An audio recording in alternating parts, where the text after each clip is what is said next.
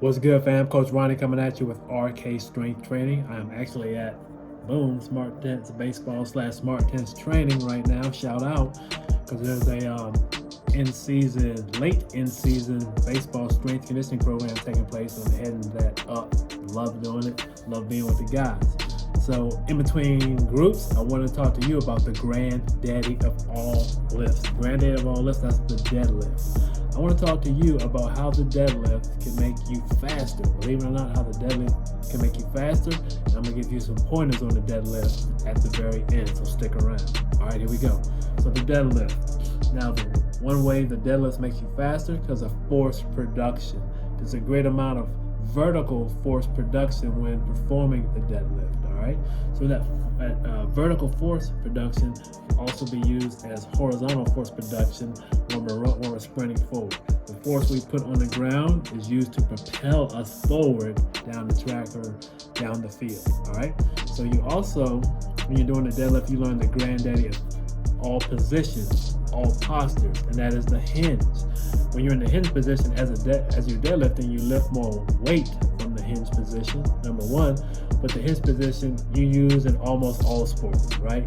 If you're a baseball player, you're hinging before the ball is hit to you. If you're a DB, you're hinging covering a wide receiver. If you're in a basketball court, you're in a hinge position covering your opponent, all right? So it's great to familiarize yourself and practice that hinge position as you deadlift. Now, the deadlift works the posterior chain. The posterior chain, what's the posterior chain? Basically, long story short, that is the hamstring, the glutes, and the low back, which is essential when sprinting at a high level. So what the deadlift does is challenges those groups of muscles, which are essential, again, when sprinting. So when we really fire up that posterior chain, we're really enabling us to sprint faster, all right? All right, folks, one last thing before we get into the demo aspect or portion of this video. Just remember, when we're doing this deadlift, you're going to experience more and more unit recruitment, right?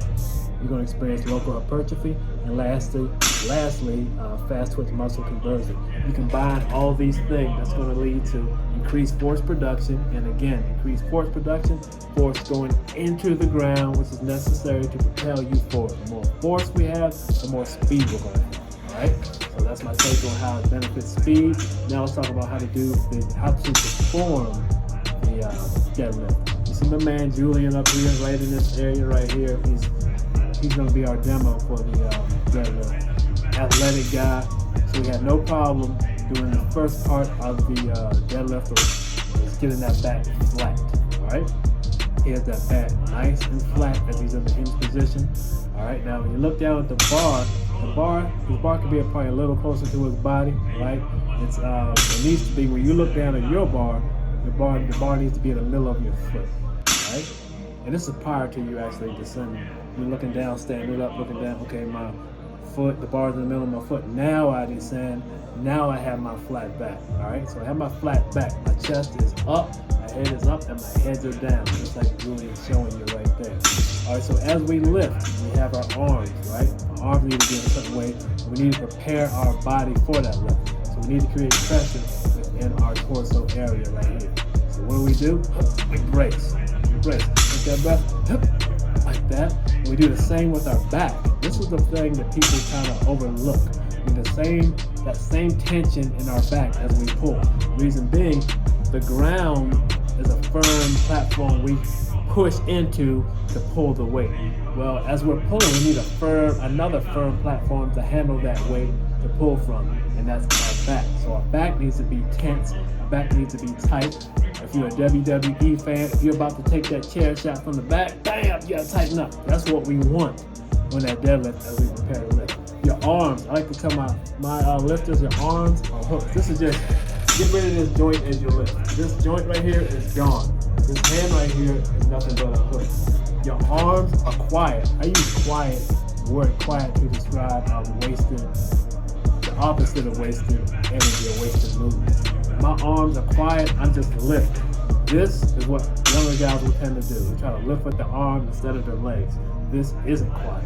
Your arms are straight, and this is your hook, just for pulling. off of that firm back, that firm platform that we created with the tension in our back. From there, take that breath, and as you come up, that breath I mentioned, as you come up, you exhale till you're at the top. All right? That's simple. You'll see it all up here. I'm making a couple adjustments, Julian, as the lift takes place, but that's how we perform it. Those are the coaching cues. Now get out there and get your deadlift on, guys. If you have any questions or comments, right down below, go ahead. And this is Coach Ronnie checking out. I'll see you in the next video. Remember, like, share, subscribe. You guys have a great rest of the week.